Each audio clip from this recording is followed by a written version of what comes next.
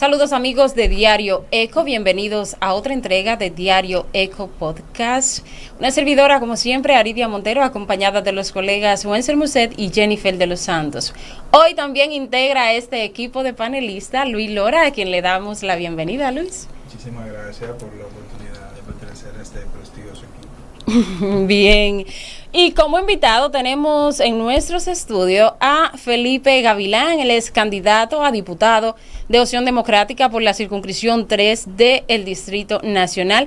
Bienvenido a Diario Eco, Felipe. Muchísimas gracias por la invitación, encantado.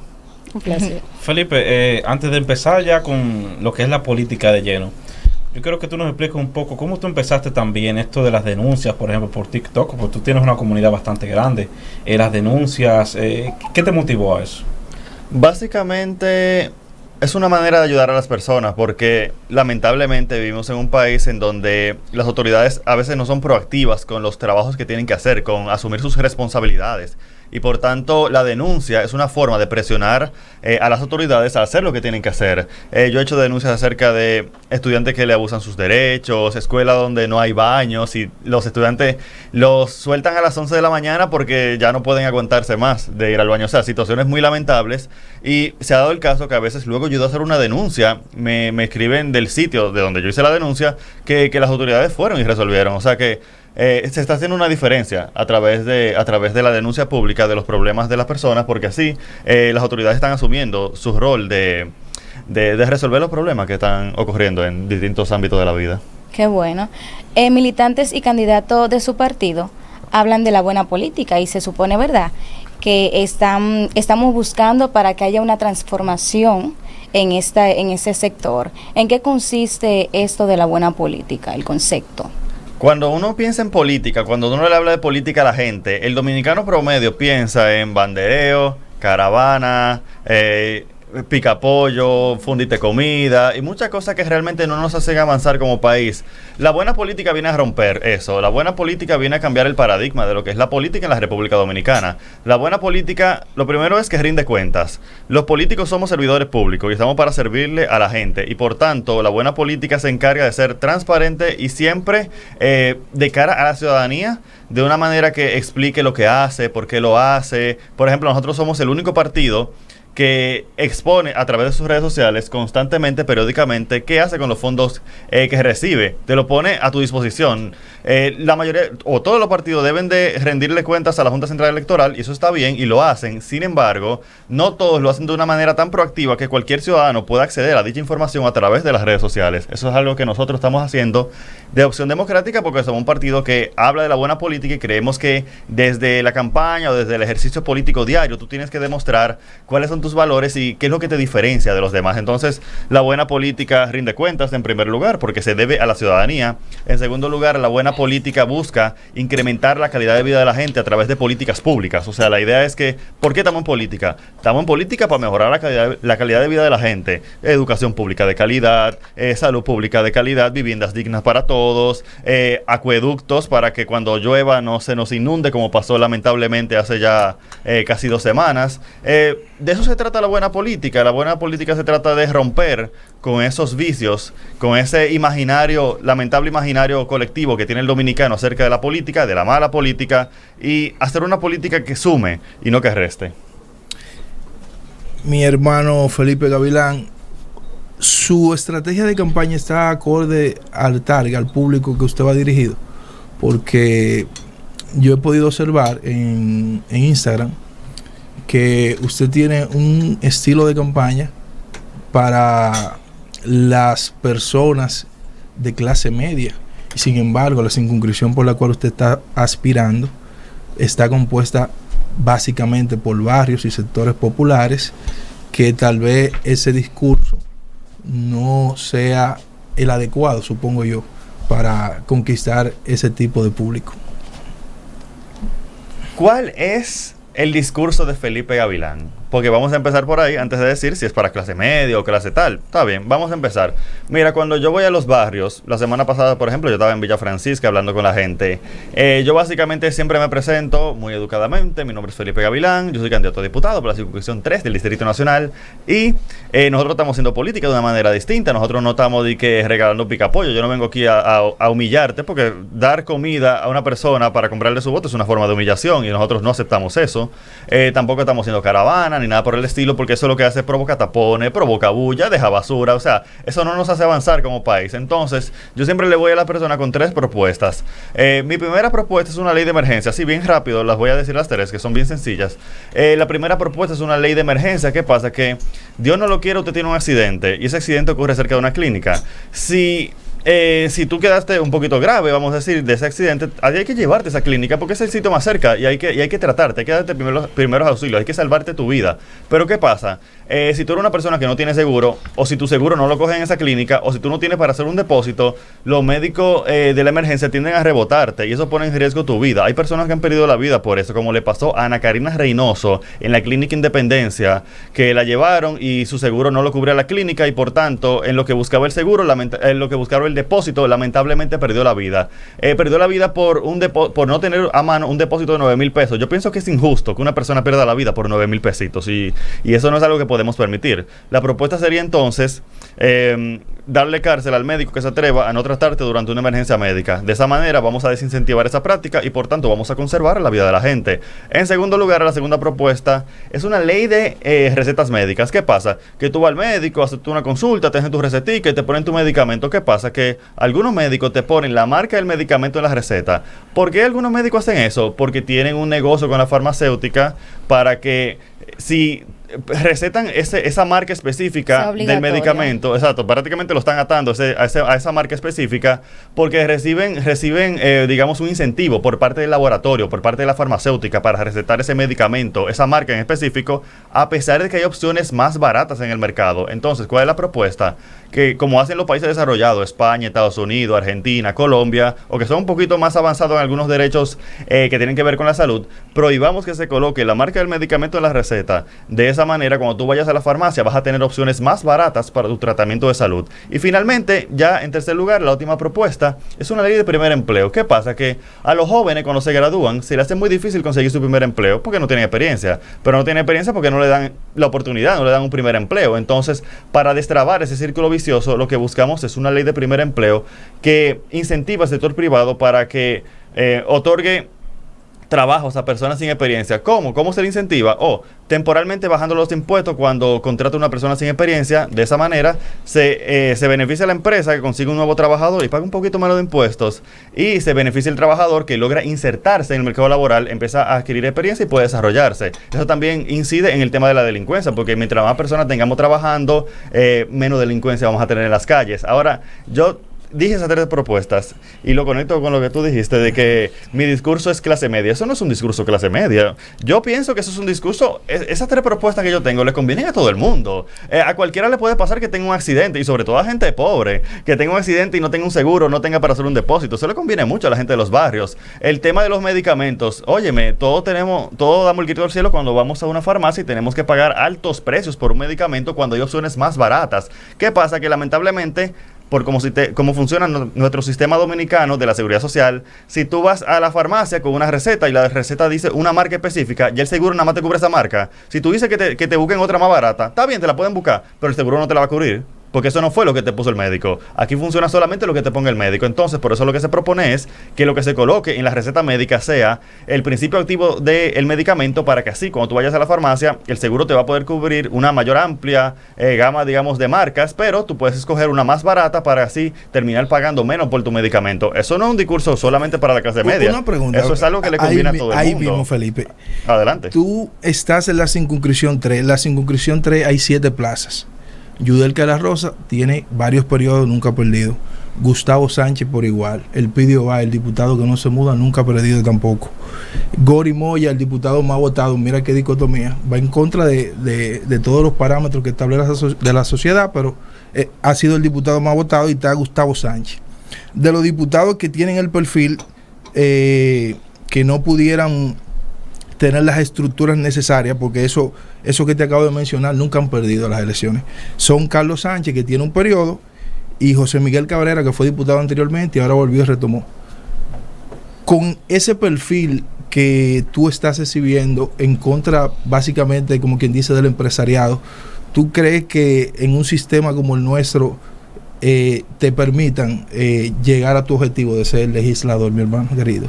¿Que me permita quién? Yo siempre me hago esa pregunta, como me dicen que me permitan, pero ¿quién me lo tiene que permitir? El único que me lo tiene que permitir es el pueblo dominicano. Algo que tú dijiste, o sea, tú mencionaste un conjunto de personas que llevan un tiempo en la política y eso está muy bien, qué bueno. Nunca han perdido. Pero yo me pregunto, no, y siempre hay una primera vez, pero yo me pregunto, esa persona tiene mucho parecido, ¿cierto? No llevan mis propuestas, no llevan mis valores, no llevan mi estilo de comunicación, ni mi estilo de hacer política. Eso quiere decir que básicamente sería yo contra ellos. O sea, ellos, entre ellos mismos, se roban el voto, no que se los roban literalmente, sino que compiten entre ellos por el mismo público, por el mismo target. Sin embargo, mi discurso, mi forma de hacer política, está pensado para un grupo de personas que está hastiada de la vieja política, y yo pienso que eso me da una ventaja por encima de esas personas, y es que entre ellos se parecen demasiado, pero yo no me parezco de nada a ellos, y por tanto yo puedo tomar ese público que está cansado de la política. Hay personas que me han escrito que me dicen, óyeme, yo nunca he votado por nadie y yo voy a ir el 19 de mayo a votar por ti, porque tú sí me convences y no los otros. Entonces, sí, ciertamente ellos no han perdido, pero ellos se parecen mucho entre ellos, y yo por lo menos tengo algo que me diferencia de ellos, y por tanto puedo enamorar un público al cual ellos no pueden llegarle. Pero quizás es ahí donde el compañero quiere hacer énfasis. Tenemos aquí demarcaciones en las que los políticos ganan precisamente por el picapollo que dan, por los 200 pesos, cosa La que fundita. usted ha dicho que no practica, ¿no? Entonces quizás esos políticos que tienen un caudillo, vamos a decirlo así, instaurado, porque han ganado. Eso es lo que le ha funcionado. Y quizás que usted venga con propuestas diferentes que están muy bien, pero bueno, qué bueno que quizás encuentre ese público que está cansado de la vieja política, pero entendemos que sí, mire, a la gente le funciona. A los políticos viejos, yo soy una de las que critica eso, critico que los políticos vayan a los barrios a besar a la persona cuando están en política. A lavar cabello. Exactamente, porque ¿dónde se ha visto? Háganme el favor. Entonces, pero le funciona lamentablemente, y esa circunscripción, los sectores de esa circunscripción por la que usted está aspirando precisamente son los más pobres del Distrito Nacional. Son esos a los que se compran con el picapollo los 200 pesos, porque los de la circunscripción 1, yo lo dudo, ¿verdad? Pero en la suya, mire, le deseo suerte realmente.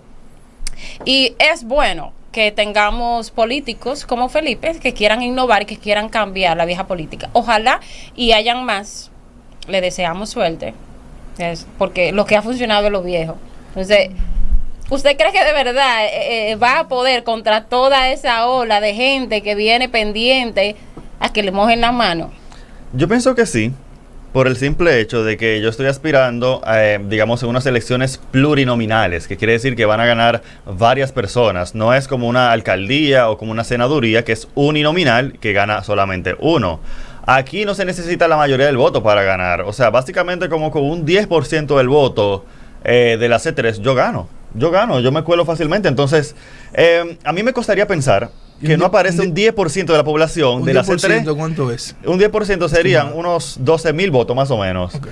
Pero cuando tuve que otros necesitaron, qué sé yo, otros ganaron con 26,000 votos, con su forma de hacer política, sacar 12,000 como que no suena tan descabellado, pienso yo. Eso es para quedar incluso en el séptimo lugar, porque al final son 7 plazas, y a medida que va bajando se necesitan menos votos para ganar, para colarse, vamos a decirlo así.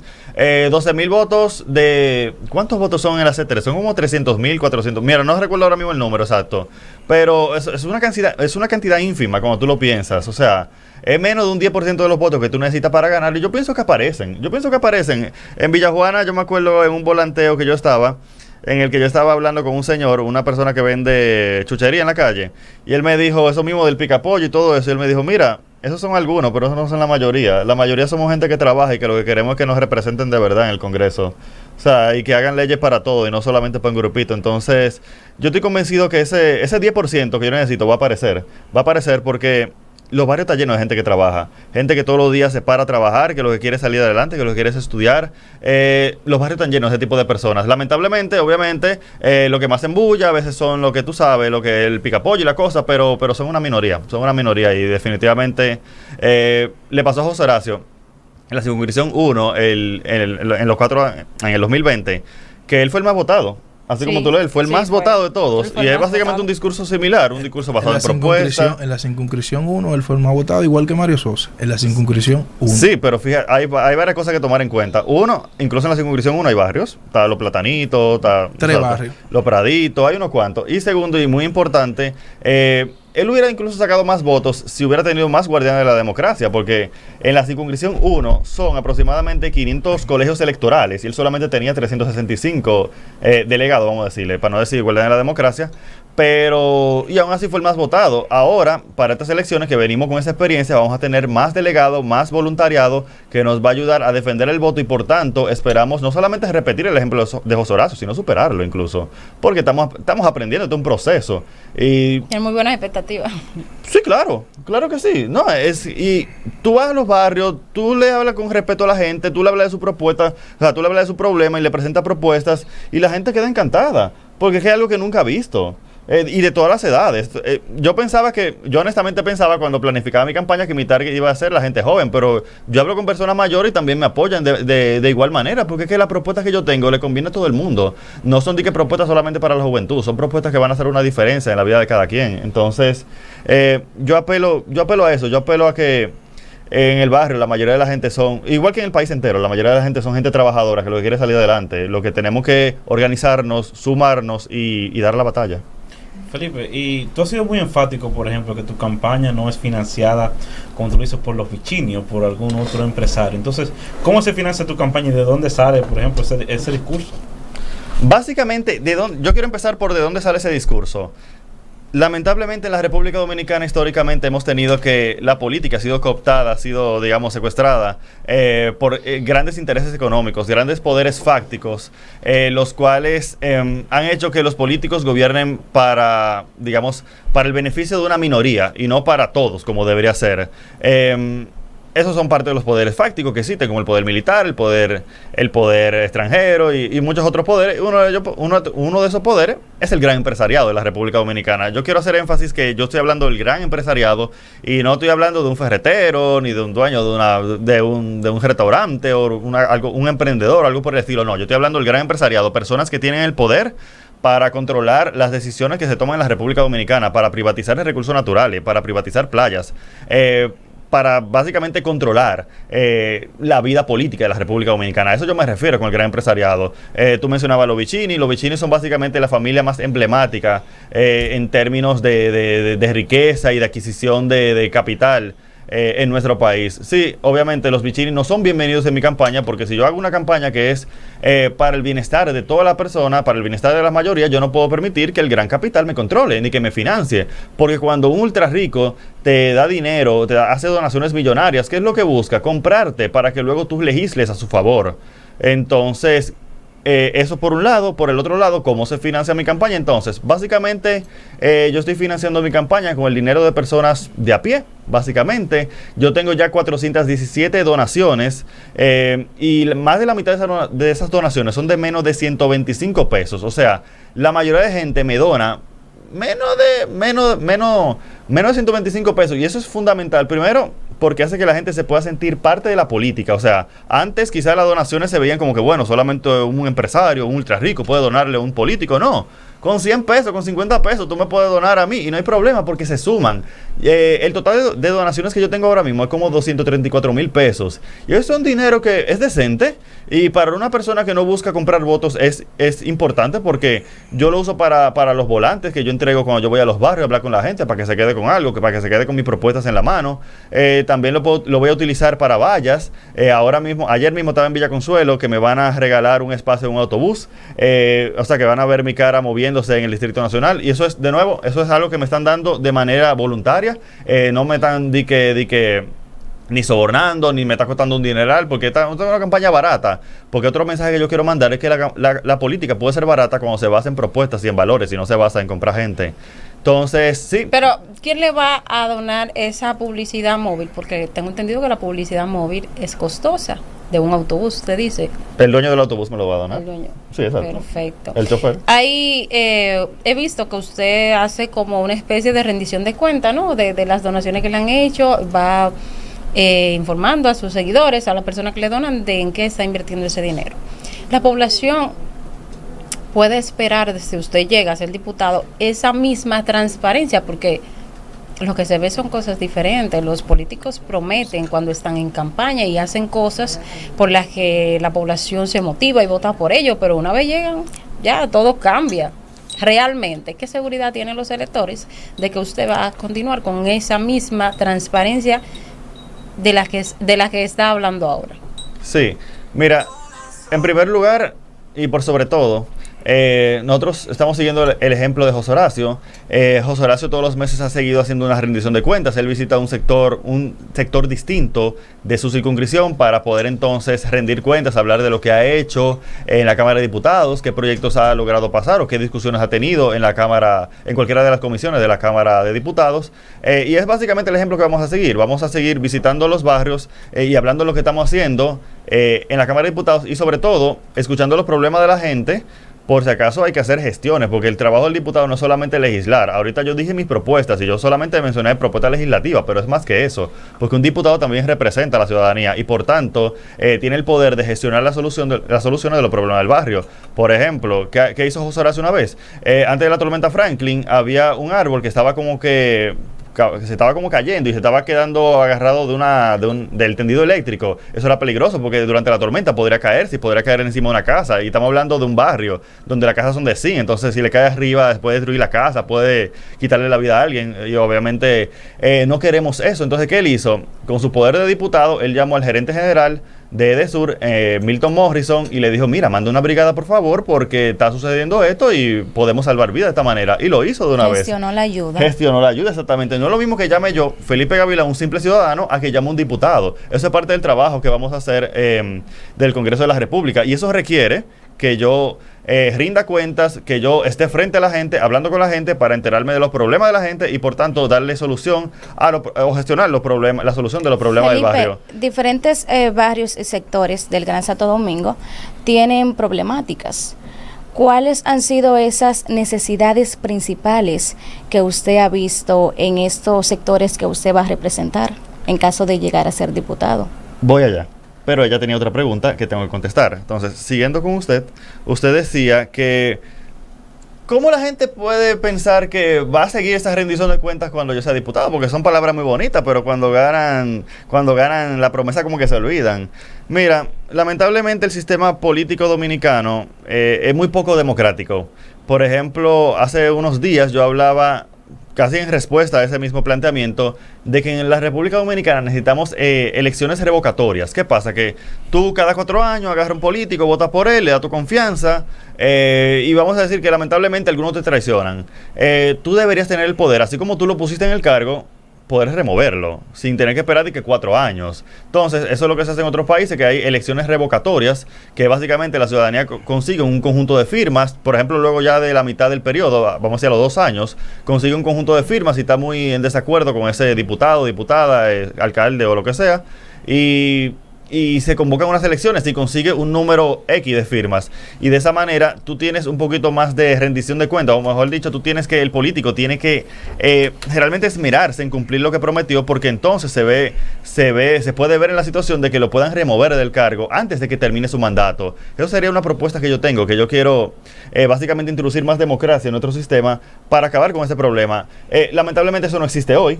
No esa ley, pero ¿no? es parte de lo que estamos haciendo. Incluso en la campaña yo mismo estoy tratando de dar propuestas, dar ideas que yo siento que aun si yo no estoy, pueden ayudar a subsanar esos problemas que tiene la política dominicana y la democracia, como ese mismo de las elecciones revocatorias. O sea, son cosas que quedan.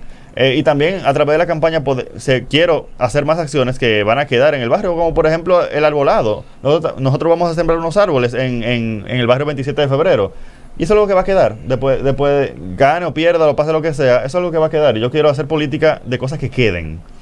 Entonces, y perdón, porque ahora tengo la pregunta de ella. Sí, por eso con respecto a los problemas principales que yo he visto en los distintos sectores, básicamente, yo diría que en temas de infraestructura sería el tema de el desagüe, el tema de las inundaciones, sobre todo en estos días que la gente lo tiene muy fresco y por eso como que surge mucho en las conversaciones. Lamentablemente la política se ha hecho de una manera que se da prioridad a lo que se ve, a lo que jala votos y no a lo que es realmente necesario, como es por ejemplo un buen sistema de desagüe en nuestro país. Otro problema que tiene la gente es la delincuencia, evidentemente. Por eso una de mis propuestas tiene que ver con la oportunidad de empleo, porque eso es lo que va a ayudar a que vayamos poco a poco resolviendo el problema de delincuencia, que es mayor oportunidad de empleo y también mayor calidad en la educación, porque si tú no tienes una educación de calidad, tú puedes tener 1 millón de empleos y tú no vas a tener una población que pueda aprovechar esos empleos. Entonces eso también es parte de la problemática. Otra cosa que propone, no es tanto una propuesta mía, sino de un compañero que se llama Samuel Bonilla, que es candidato a diputado por la circunscripción 2 del Distrito Nacional, es eliminar el PROPEP para poder tener un, digamos, 2.9 mil millones de pesos a disposición para poder crear guarderías estatales. Esas guarderías estatales tienen dos ventajas. Una, va a permitir que, sobre todo las madres solteras, que son las que cuando tienen un hijo tienen que quedarse en la casa a cuidarlo, puedan seguir trabajando, puedan seguir estudiando, que a muchas mujeres les pasa que tienen un hijo, se embarazan y tienen que dejar el trabajo, tienen que dejar los estudios. Pero eso existe en la actualidad. Pero no existe al 100%. La idea de los 2.900 millones de pesos es que en el Distrito Nacional puedan haber suficientes para que haya una cobertura de 100% en la infancia. Y la segunda ventaja que da es que, como bien empezó el gobierno de Danilo Medina, esos centros de atención a la primera infancia tienen que también implementar lo que se conoce como la estimulación temprana. La estimulación temprana se le da a los niños, sobre todo a los infantes bien chiquiticos, para que su cerebro pueda empezar a estimularse, pueda empezar a desarrollarse, y eso le permite tener un mayor potencial cuando alcanzan una vida un poquito más adulta. Y es una diferencia, es una desigualdad que se da lamentablemente entre los niños clase media y los niños de clase baja, y es que lamentablemente los de una clase inferior, los de una clase más empobrecida, vamos a decirlo, lamentablemente sus padres quizás están muy ocupados, no tienen esa formación para saber que es muy importante leerle, que es muy importante hacer un conjunto de cosas, un conjunto de actividades con el niño que realmente van a estimular su cerebro y que son lo que le va a permitir desarrollarse y potenciar su desarrollo educativo en el futuro. Entonces, eso es lo que yo diría que es uno de los grandes problemas, de los principales problemas, el tema de la infraestructura y el tema de la delincuencia y, claro, la educación. Hermano querido, ¿tú no tienes miedo que te pase lo mismo que le pasó al senador Antonio Taveras, que entró al sistema? Tú dices que el sistema es poco democrático, pero tú estás participando en el sistema. Entonces Antonio Taveras entró al sistema a sí mismo. Y luego de una gestión de 4 años, la única proyecto significativo fue la ley de extinción de dominio, y se lo desangraron en el Senado y lo pusieron como a ellos le dio la gana. Tú no tienes miedo que te pase eso a ti, eso por un lado, y por el otro lado me gustaría saber tu opinión referente a los temas de la pena de muerte, las 3 causales y la comunidad LGTB. Ok. Bien, la primera pregunta es si yo tengo miedo a que, por ejemplo, el sistema, no sé, no me permita, digamos, implementar mis proyectos de ley como yo quisiera. Eso es parte de la democracia, es parte de la lucha que tenemos que hacer. O sea, peor es no hacer nada, peor es dejarlo todo así, diría yo. Entonces, honestamente no es algo que me preocupa demasiado. Mira, por ejemplo, el caso de José Horacio con el tema de la licencia de paternidad. Aunque en campaña él prometió o ofreció que fueran 21 días de licencia de paternidad para que los padres puedan estar en su casa por 21 días, cuidar a su esposa, que posiblemente si es una cesárea, que en este país más del 50% de los partos son por cesárea, que es una operación, es una cirugía y por tanto la mujer necesita cuidado, necesita apoyo. Eso por un lado, y por el otro lado también es el tema de la paternidad responsable y presente. Lamentablemente, a través de un proceso de discusión y consenso en la Cámara de Diputados, se llegó a 10 días. ¿Que es mayor que los 2 días que se dan ahora? Claro que sí. No es lo que se quería, pero un punto medio yo diría que aceptable y que incrementa la calidad de vida de la gente. Y eso yo creo que es lo importante de ir llenando el Congreso de personas que busquen crear ese consenso de una manera que podamos paso a paso incrementar la calidad de vida de la gente. Quizá no se podrá hacer todo, pero óyeme, si de 5 propuestas hacemos 2, bueno, pero está bien, porque ahora la gente va a estar un poquito mejor. Y año tras año se va a poder ir haciendo la diferencia. Nadie puede pretender cambiar este país en un año, ni mucho menos en 4 años tampoco. O sea, sería irreal. Pero como le decía al compañero hace un momento, otro trabajo del diputado es la gestión de los problemas del barrio, que eso sí es algo que se puede ir haciendo. Un cable mal puesto. Mira, por ejemplo, en el caso de la avenida Duarte y de la avenida José Dolores Cerón, del sector en Sánchez Luperón, se da el problema de que los chinos, los comerciantes chinos de esa zona, han tapado los inbornales porque han construido unas rampas en los contenedores y eso hace que ahora se inunde más las calles.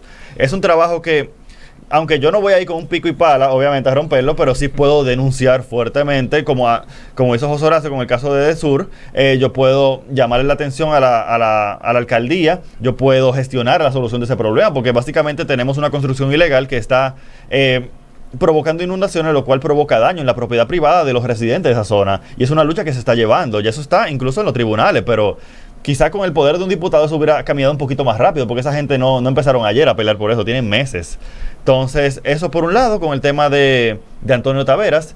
Por otro lado, su opinión, ¿cuál es mi opinión acerca de 3 temas? Que son la pena de muerte, las 3 causales y la comunidad LGBT. Muy bien. La pena de muerte, como todos lo sabemos probablemente, está prohibida por la Constitución de la República. Ahora, si tú me preguntas a mí, a Felipe Gavilán, ¿qué opina? No qué dice la Constitución, sino qué opina él.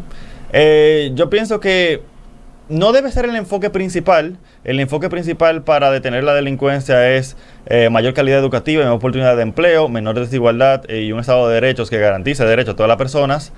Pero hay personas que quizás no sean reformables y que a lo mejor lo único que queda para hacer con ellos es lamentablemente removerlo totalmente de la sociedad.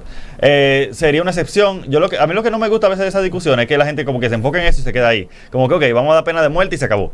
Como que no, hay que hacer mucho más. No es solamente eso. Eso no va a detener la delincuencia, porque en estados de Estados Unidos donde hay pena de muerte sigue habiendo delincuencia. Entonces eso no es lo único. Puede ser algo que se implemente. Yo no digo que no. De nuevo, mi opinión personal.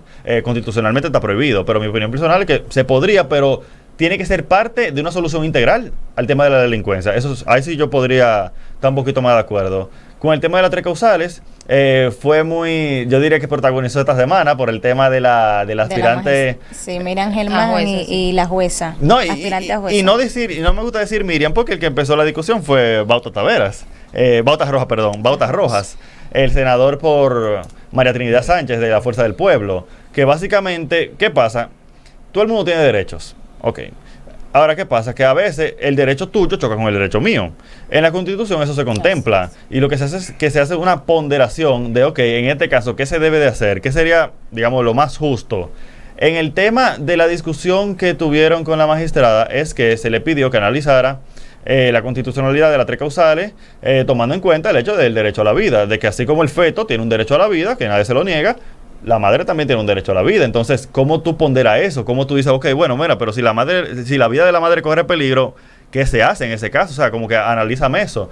En mi caso yo estoy de acuerdo con las 3 causales. En mi caso yo estoy de acuerdo con que ¿qué son las 3 causales? Solamente para repasar. Si una mujer va a poder abortar, sí, se dan estas 3 situaciones. Si la vida de la madre corre peligro, si el feto viene con problemas que hacen inviable la vida extrauterina, o sea que o van a ser muertos o que va a morir al poco tiempo de nacer. Y en el caso de incesto o violación. Son 3 situaciones excepcionales que yo pienso que la mujer en ese caso tiene derecho a decidir. Que ojo, siempre es bueno decidir. Es un derecho a decidir. No se le va a imponer nada. Si tú quieres tener un hijo que fue producto de un incesto o violación, adelante. Esa es tu decisión. Si no lo quieres tener, también es tu decisión. No se trata de imponer nada, sino simplemente de permitir decidir. Eso por el lado de las 3 causales. Y por el lado de la comunidad LGBT, yo no tengo en sí ninguna opinión. Son personas que tienen derecho a existir en paz, tienen derecho a no ser discriminados, tienen derecho a vivir, diría yo. No sé si tú quieres una política pública en específico de la comunidad LGBT. ¿Pero qué opinas de que esa comunidad entiende que se debe crear como un género para ellos, aparte, porque existe el género masculino o femenino, pero ellos abogan porque necesitan como, diríamos que leyes especiales para ellos? ¿Cómo cuál? No, bueno, es que no tengo una en específica ahora, Bueno, pero sí sé que ellos entienden, ¿no? Yo le pudiera citar que, por ejemplo, en Estados Unidos, en algunos estados permiten que un homosexual entre a los baños de mujeres. Sí, es obviamente una situación delicada. Lo que yo he visto que se está experimentando mucho es el tema ese de los baños, ¿cómo es? Unisexuales sería, no sé.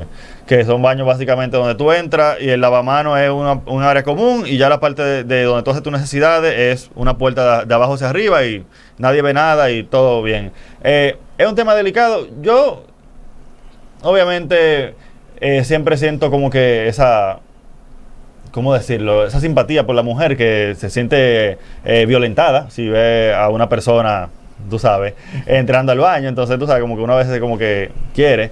Pero yo no sé si es un problema aquí todavía. O sea, se puede hablar, pero tú sabes, yo creo que yo no he visto que en la República Dominicana todavía eso sea de que una situación que haya que prestarle de que ese nivel de atención, porque a veces... y no es desmeritando la pregunta para nada, pero a veces me sorprende cuando tuve la encuesta, la última encuesta que salió, la RCC Media, que el principal problema de la población es la delincuencia, en segundo lugar la inflación, está el tema de la salud, está el tema de la frontera, que obviamente cogió un poquito de auge, y tú a veces ves gente que le dedica un tiempo, casi yo diría que desproporcionado, a cosas que la población no le da mente cuando le hacen una encuesta de cuáles son los principales problemas del país. Entonces, yo honestamente no tengo respuestas porque no es algo en lo que yo le doy tanta mente, porque cuando yo veo las encuestas, yo no veo que eso tenga de que la gran relevancia. Sí. O que no esté tan presente en la mentalidad de la población, es lo que me refiero. Por eso mi propuesta va encaminada a problemas que yo entiendo que afectan a mi sector, en el caso a mis 21 barrios, que son temas de salud y temas de oportunidad de empleo. Y nada, honestamente no tengo de que la gran respuesta. Yo lo planteaba porque su partido Uh-huh. ha sido un partido que ha apoyado, incluso tiene candidatos Candidato a regidor. a regidores de esa comunidad. Ahí no hay ningún problema. Ok, eso es lo que quería saber. No hay ningún problema. Se Y usted dice respeta. que no es algo que afecte, que sea un mal así que afecte a la sociedad de manera, vamos a decir, puntual. Sin embargo, creo que sí, porque incluso recientemente hicieron una actividad escolar donde fueron personas de la comunidad y hablaron se refirieron a niños menores de 18 años en términos de la comunidad, que, o sea, esos niños yo entiendo que quizá todavía no están en la capacidad para entender, y yo de manera particular entiendo que eso es como inducirles desde la escuela a los niños, es bueno abrirlo, ¿verdad? Que aprendan, enseñarlo.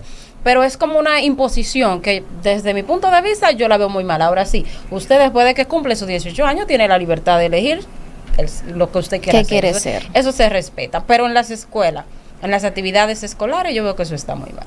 Habría que ver exactamente qué dijeron. Yo no sé lo que dijeron, así que yo no puedo opinar sobre lo que yo no sé.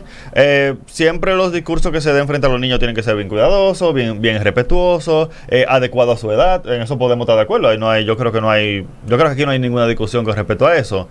De nuevo, hay que ver qué fue lo que le dijeron. Si le dijeron algún tipo de improperio, algo vulgar, obviamente estamos todos en desacuerdo con eso. Eso yo creo que no es un punto aquí de discusión.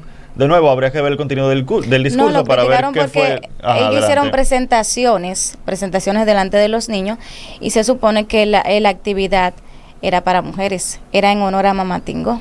No, y las referencias, por ejemplo, estos términos que han incluido de nosotros, que los niños todavía no lo entienden, porque se supone que tenemos yo entiendo que no es que no se pueda incluir quizás en un futuro, pero eso requiere un cambio, un tiempo de adaptación, incluso para las personas adultas que tenemos, ¿verdad? Ya un nivel de comprensión mayor. Ahora los niños, tú decirles, no, porque nosotros, cuando tú le has dicho que nosotros, que él, que ella, y que es confuso realmente. Yo entiendo que sí. Me gustaría preguntarle a esos niños si se le encontraron confuso. O sea, porque me gustaría saber su opinión también, no solamente... Bueno, no sería solamente la bueno, mía. pero si bien No, sabemos que los niños tienen derecho a expresarse, pero sí sabemos que estamos todos para proteger a los niños por debajo de 18 años, yo no he porque no dicho- tienen capacidad de decisión. Y no he dicho que no, pero lo que a lo que quería llegar era a ver, uno, cómo se sienten ellos con ese lenguaje, vamos a ver, pero también qué dice los psicólogos infantiles. Si a mí Ese sí sería un buen Eso es lo que punto. te iba a decir. Ese sí Ahí sería un era buen que punto. quería llegar, porque si realmente provoca algo malo en ellos, no, espérate. Ahora, si los psicólogos dicen, Hay que yo que analizarlo. no soy psicólogo, tú sabes, yo nada más estoy diciendo lo que dirían ellos. Si ellos dicen, mira, ahí no hay ningún problema, bueno, pues ok. Bueno, Hay que ver. Felipe, su candidato a senador en el Distrito Nacional, declinó por el tema de las alianzas, que fue Alberto Fiallo, el abogado. Pero ¿qué opinas tú en cuanto a la alianza que se dio entre Opción Democrática y la Fuerza del Pueblo a nivel municipal? Me encanta, honestamente. Me encanta porque significa que somos por fin un partido que sí quiere hacer buena política, pero también entiende el sistema electoral en que se encuentra. Nosotros tenemos un lamentable ejemplo de alguien que quería hacer muy buena política, vamos a decirlo, por casi 14 años y al final nunca pudo hacer crecer su partido. Y estamos hablando obviamente del doctor Guillermo Moreno.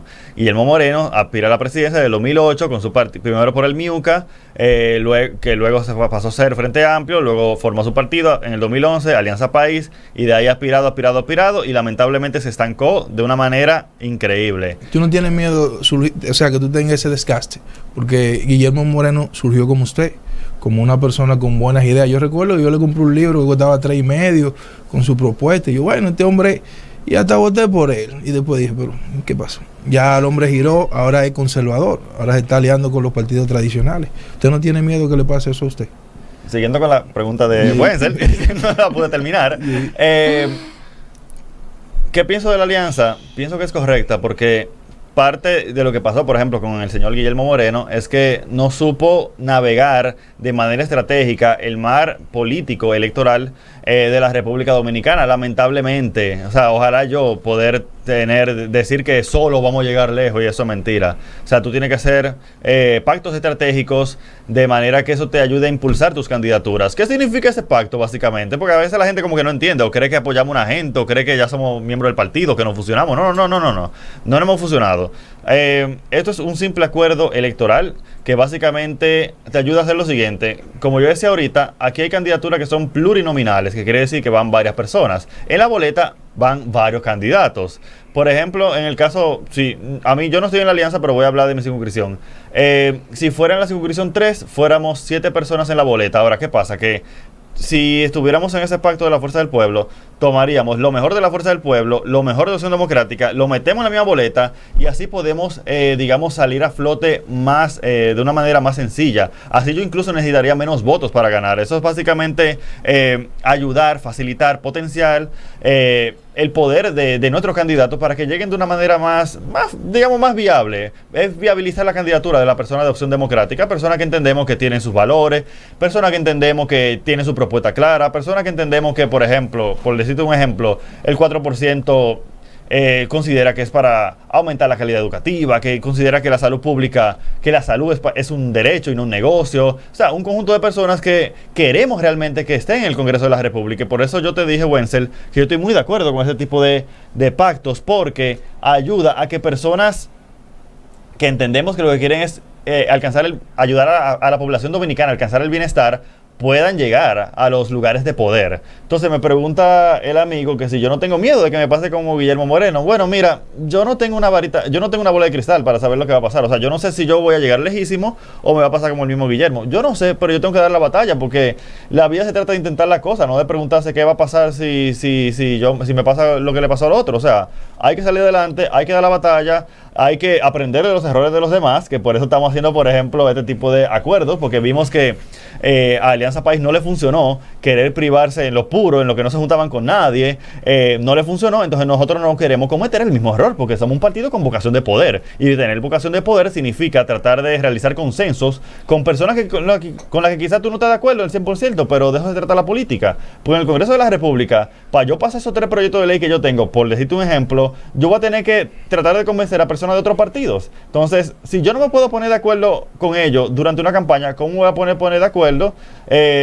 durante una legislatura? Entonces, yo no puedo estar como que, no, porque ellos son todos unos ladrones.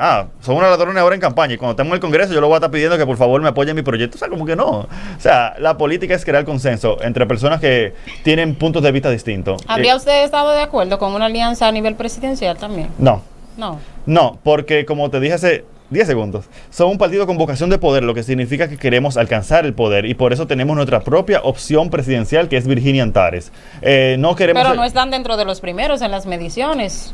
Bueno, ni Juan Bosch lo estaba al principio y luego fue uno de los mejores presidentes valorados. O sea, lo que te quiero decir es que el poder se construye y se construye con el pasar de los años. O sea, no pretendemos que Virginia salió hoy y ya mañana tiene el 50% de los votos. No. Eso se construye. ¿Tú no viste las votaciones del PLD, por ejemplo, en los 80 cuando empezó? Ellos fueron escalando un 3%, un 7% y de repente en el 90 ya eran opción de poder. O sea, el poder se construye a lo largo de los años. Luis Abinader, por ejemplo. Luis Abinader fue candidato a la vicepresidencia en el 2012 y a la presidencia en el 2016 y ganó en el 2020. Es que así que se construye el poder. Sí, Danilo Medina fue candidato a la presidencia en el 2000. Danilo Medina fue candidato a la presidencia en el 2000 y en el 2012 de nuevo fue candidato y en esa ocasión sí ganó. Y ganó luego en el 2016 con un 60% de los votos, que es lo más que ha sacado una persona. Lo único que te quiero decir es que no estoy de acuerdo con que seamos, digamos, irnos en alianza presidencial, porque queremos construir nuestra marca partido, nuestros propios candidatos y poder así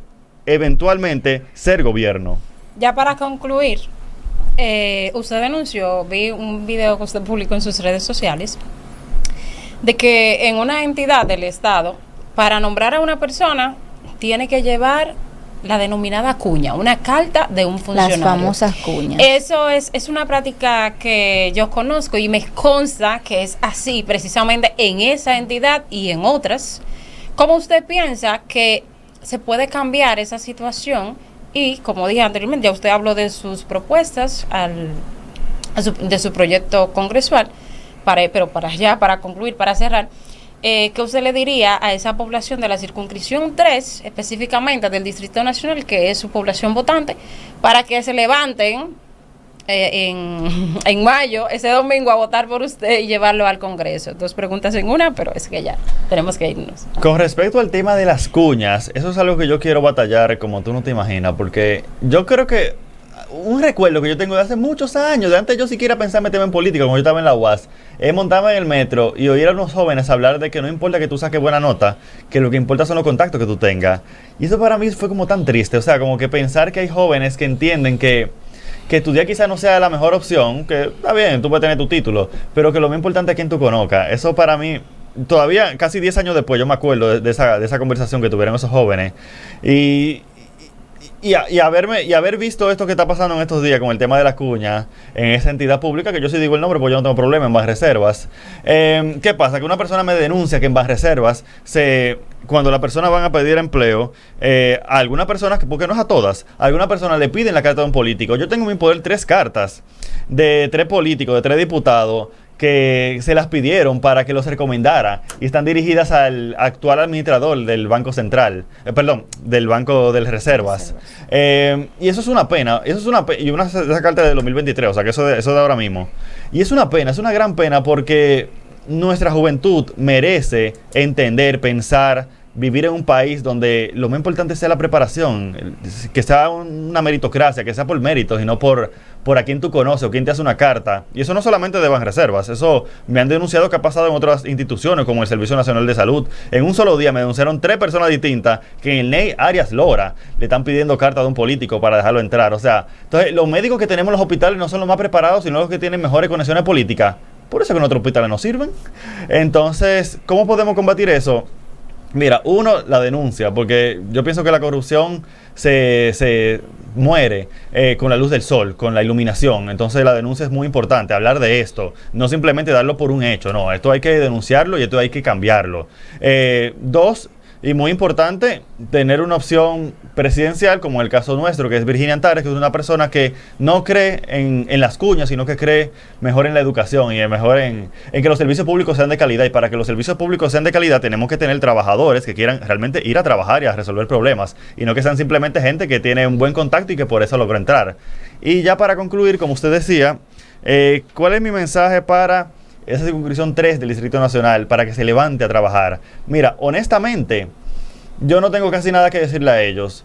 Yo lo que sí le digo es a la clase política dominicana que tenemos que ser mejores políticos para inspirar a las personas a que vayan a votar ese día. Porque al final uno no puede tampoco echarle todo el muerto al votante. Uno también tiene que exigirle al político hacer política de una manera distinta, que por lo menos haga que la gente se sienta inspirada, que la gente se sienta que vale la pena votar por estas personas, que vale la pena tener esperanza. Entonces, mi mensaje, más allá de a los votantes, va hacia la clase política, sobre todo estos políticos jóvenes que están surgiendo ahora, que hagamos buena política, que hagamos una política basada en propuestas, que dejemos atrás el caravaneo, que dejemos atrás la fundita de comida y todo eso, sí, que vayamos a donde la gente, le estrechemos la mano y le hablemos de problemas y de propuestas, que eso te va a abrir muchas puertas.